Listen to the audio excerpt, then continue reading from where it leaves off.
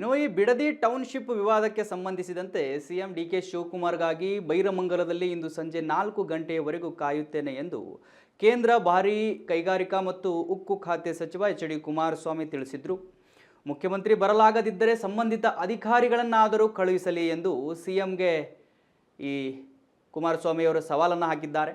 Bidadi township ಯೋಜನೆಯನ್ನು 80% ರೈತರು ವಿರೋಧಿಸ್ತಾ ಇದ್ದಾರೆ. ಪುಡಾರಿಗಳನ್ನು ಕರೆತಂದು ರೈತರಿಗೆ ದುಡ್ಡು ಕೊಡಲು ಕಾಂಗ್ರೆಸ್ ಹೊರಟಿದೆ. ಜನವಿರೋಧಿ ಸರ್ಕಾರಗಳು ಧೂಳಿಪಟವಾಗುತ್ತವೆ ಅಂತ ಎಚ್ಡಿಕೆ ಕಾಂಗ್ರೆಸ್ ವಿರುದ್ಧ ವಾಗ್ದಾಳಿ ನಡೆಸಿದ್ರು. ಮತ್ತೆ ಎಇನ ಪ್ರತಿಷ್ಠಾಪನೆ ಮಾಡಲಿಕ್ಕೂ ನಾವು ಮಾಡಬೇಕು ಅಂತ ಏನು ಹೊರಟಿದ್ದಾರೆ.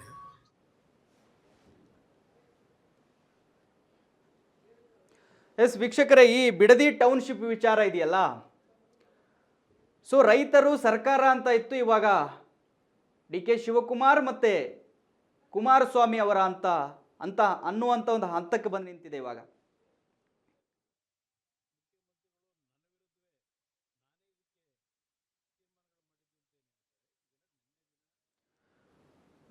ಇವಾಗ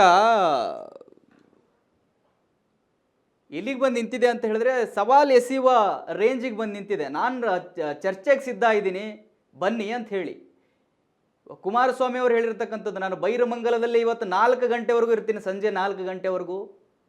ಡಿ ಕೆ ಶಿವಕುಮಾರ್ ಆದರೂ ಬರಲಿ, ಅದಕ್ಕೆ ಸಂಬಂಧಿಸಿದ ಅಧಿಕಾರಿಗಳನ್ನಾದರೂ ಕಳಿಸಲಿ ಅನ್ನುವಂತಹ ಮಾತುಗಳನ್ನು ಎಚ್ ಡಿ ಕುಮಾರಸ್ವಾಮಿ ಅವರು ಹೇಳಿರ್ತಕ್ಕಂಥದ್ದು. ನಾನು ಸವಾಲಿಗೆ ಸಿದ್ಧ ಇದ್ದೀನಿ ರೀ, ಬನ್ನಿರಿ ಚರ್ಚೆಗೆ.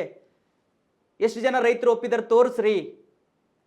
ನೀವು 90% ಜನ ಒಪ್ಪಿದ್ದಾರೆ, ಇನ್ನು 10% ಜನ ರೈತರೇ ಅಲ್ಲ ಅವರು ಅಂತ ಹೇಳ್ತಾ ಇದ್ದೀರಿ. ಬಟ್ ಇಲ್ಲಿ ಒಪ್ಪಿರೋರು ಎಷ್ಟು ಜನ ತೋರಿಸಿ ಇಲ್ಲಿ ಖುದ್ದಾಗಿ ಅಂತ ಹೇಳಿ ಎಚ್ ಡಿ ಕುಮಾರಸ್ವಾಮಿ ಅವರು ಹೇಳಿರ್ತಕ್ಕಂಥದ್ದು. ನಾನಿವತ್ತು ಬೈರಮಂಗಲಕ್ಕೆ ಬರ್ತಾ ಇದ್ದೀನಿ, ಹೇಳದಂತೆ ಬರ್ತಾ ಇದ್ದೀನಿ. 27ನೇ ತಾರೀಕು ನೀವು 26ಕ್ಕೆ ಹೇಳಿದ್ರಿ.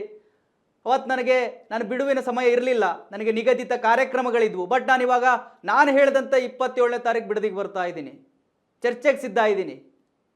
ಬನ್ನಿ, ನೀವಾದರೂ ಬನ್ನಿ, ಅಧಿಕಾರಿಗಳನ್ನಾದರೂ ಕರೆಸಿ. ಎಷ್ಟು ಜನ ರೈತರು ಒಪ್ಪಿದ್ದಾರೆ ಹೇಳಿ. ರೈತರು ಒಪ್ಪದೆ ನೀವು ಆ ಭೂಮಿಯನ್ನು ಸ್ವಾಧೀನ ಹೇಗೆ ಪಡಿಸ್ಕೊಳ್ತೀರಿ ಅನ್ನುವಂತಹ ಆಕ್ರೋಶದ ಮಾತುಗಳನ್ನು ಎಚ್ ಡಿ ಕುಮಾರಸ್ವಾಮಿ ಅವರು ಸವಾಲು ಹಾಕುವುದರ ಮುಖಾಂತರ ಹೇಳಿದ್ದಾರೆ. ಬಟ್ ಇದು ಏನಾಗುತ್ತೋ ಗೊತ್ತಿಲ್ಲ.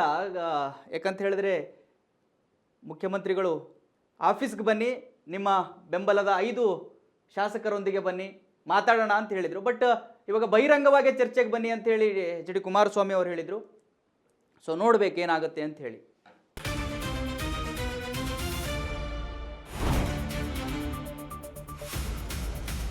ಸಂಪೂರ್ಣ ನ್ಯೂಸ್ 24x7 ಇದು ನೊಂದವರ ಧ್ವನಿ.